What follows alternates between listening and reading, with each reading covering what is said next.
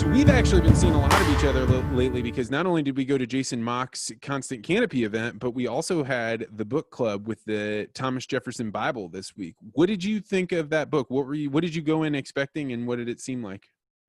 Well, I didn't know anything about it before it was suggested, and as usual, Lyle had a great book suggestion. Lyle Benjamin. It was a very dense read, and it was a very good read.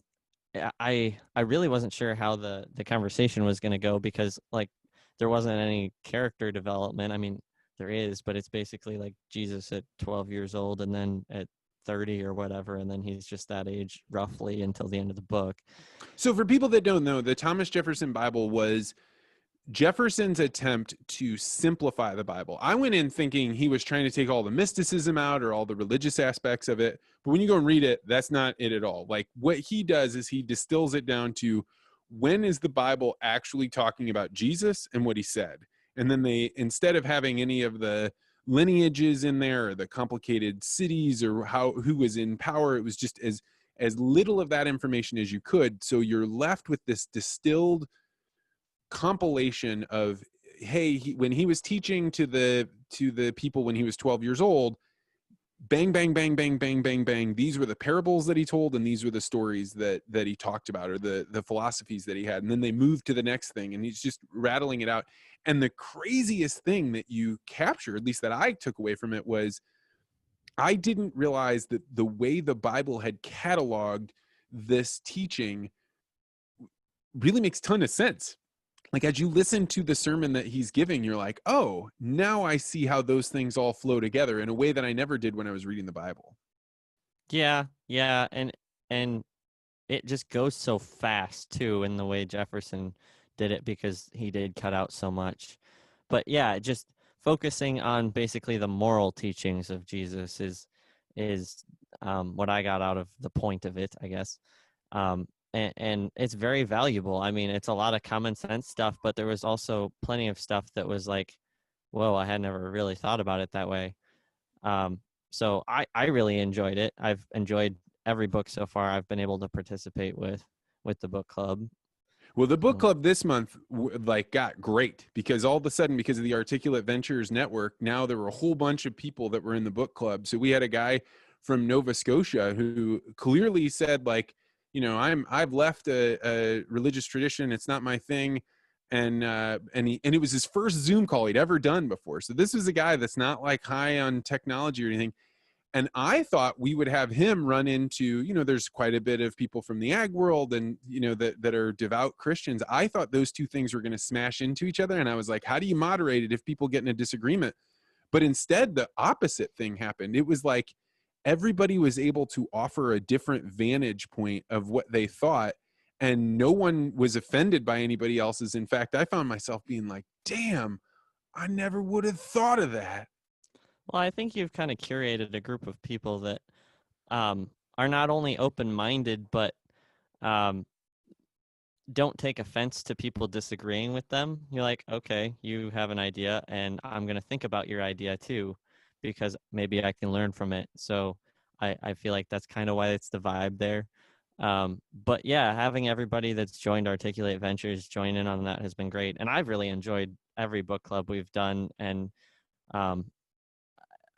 I don't think you might have suggested it as much, but I think Jekyll and Hyde has been my favorite one so far that we've read. Really? Yeah, I really liked that book. Wow. Why? Man, I would say that's the only book that I was like, well, didn't I make the right decision choosing that one? That didn't seem like a good choice. I feel like I was the one with the weird perspectives on that one. Like, yeah, that's definitely right. 100% right. Yeah. Yeah. Like, you were like, man, it feels like they're referencing addiction. And I was like, no, because this, and that's why I got that vibe. And you were like, oh, well, I mean, that's another way to put it. So, but yeah, I mean, I think we had a lot of different ideas on that one, but I was probably the out there one on that book. I think the one that was my favorite so far, I think it's got to be Dante's Inferno. And that was the first one we did. And I think it was because that was the beginning of the book club, and you were first getting the experience of like, this is hard, but I've got other people around me that are reading it too, and they're struggling, and you can ask people what they're thinking.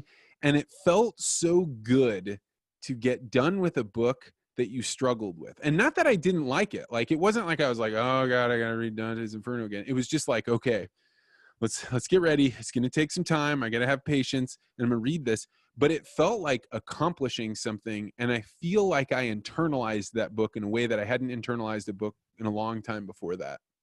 Yeah, I really enjoyed that one too. And I kind of jumped into the book club probably because of that one, and that it was old. And I joined because I wanted to get into reading like classic, timeless books. And being able to do it with a group of people was very attractive to me. So I did the audio version of Inferno and really enjoyed it.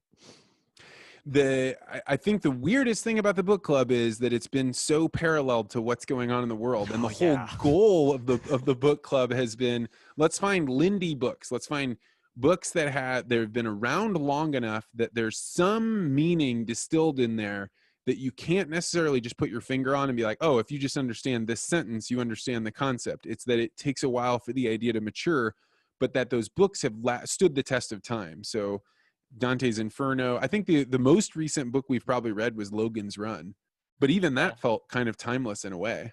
Yeah. And I didn't join in on that one. I was just kind of in an odd spot and I couldn't get into it. But I think the least Lindy one we've done was Naked Sun, but it still fit the timeline perfectly. Yeah, Naked Sun being all about, people being afraid, space people being afraid to come in contact with other human beings because they were so afraid of germs. Mm-hmm. And this was right as coronavirus was starting. So it was like, how could people only want to see each other over video chat? And then all of a sudden, everybody's video chatting in the entire world. It was creepy. Yeah, and it's an Asimov book, so it was a great read, too. Yeah, absolutely. Absolutely. Yeah. So have you read this month's book, 1984, before? I hadn't, no. So when that one popped up, I was like, man, I've kind of wanted to read that one anyway. So that's why I was definitely in that boat on that. This is a barn burner. This is one of those ones that I remember when I read it in high school, and I know I'm really looking forward to going back and refreshing my memory, that it got into my dreams. It got into like the space in your mind where you're like, you have the weirdest dreams anyway, though. I don't think I have weirder dreams than anybody else. I think that I spent about a year and a half where I became very, very dedicated to write them down. And that gave me a whole different perspective on what I do with my time when I wake up in the morning. So one of the reasons that I'm so aware of my dreams is that I have a habit. If I have one, I write it down, and I try really hard if I've had a dream to not pick up my phone in the morning, and then go and get a cup of coffee and drink it and pet my dog and then get ready for running or lifting or whatever I'm going to do. And during that time, I stretch out the dream and I think about it. I think in a lot of ways I'm playing with it. So it's probably not the exact dream I had while I was asleep, but I'm still in this kind of unawake state, and that's when I learned probably the most about myself. That's why I have trouble telling when people are like, oh, what should my journal entry be? I'm like, I don't know, mine comes to me in my dreams. Yeah, maybe it's just because you talk about it more that I say that. Well, I mean, I would challenge anybody to go for 2 weeks and say, every morning when I wake up, even if I don't have a dream, I'm going to open up, instead of checking my phone, I'm going to write something down about what sleeping was like.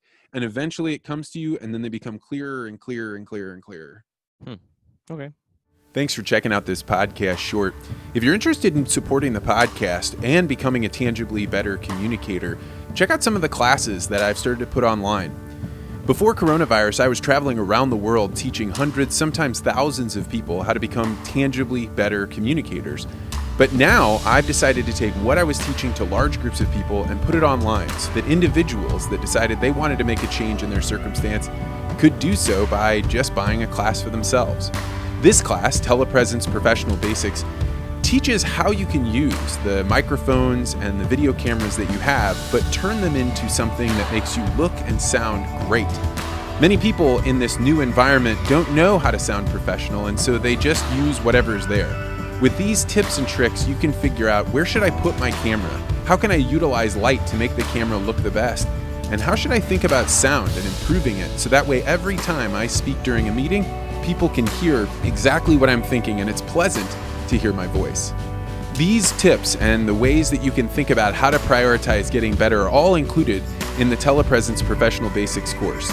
If you're interested, you can go to store.articulate.ventures or just check out the link below.